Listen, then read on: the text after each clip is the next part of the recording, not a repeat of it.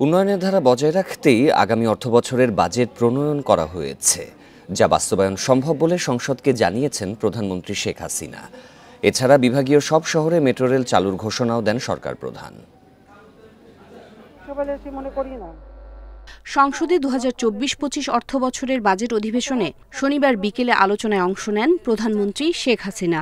নানা প্রতিবন্ধকতার পরও উন্নয়ন চালু রাখতে তার সরকারের চ্যালেঞ্জের কথা তুলে ধরেন সংসদ সদস্যদের সামনে। উচ্চ প্রবৃদ্ধি অর্জন ধারাবাহিকভাবে অব্যাহত রেখেছি।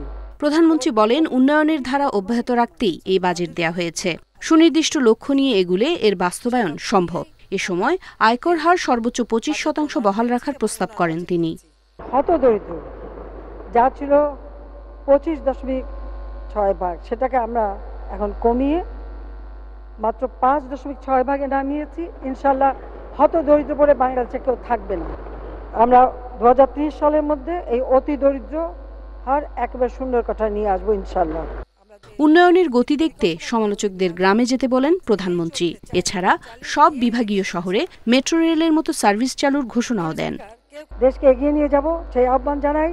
আমাদের সুচিন্তিত নীতি কৌশল এবং গণমানুষের শক্তিকে যুগপথ ধারণ করে স্মার্ট বাংলাদেশ বিনির্মাণের মাধ্যমে জাতির পিতা বঙ্গবন্ধু শেখ মুজিবুর রহমানের ক্ষুধা দারিদ্র্যমুক্ত উন্নত সমৃদ্ধ বাংলাদেশ আমরা গড়ে তুলব ইনশাল্লাহ।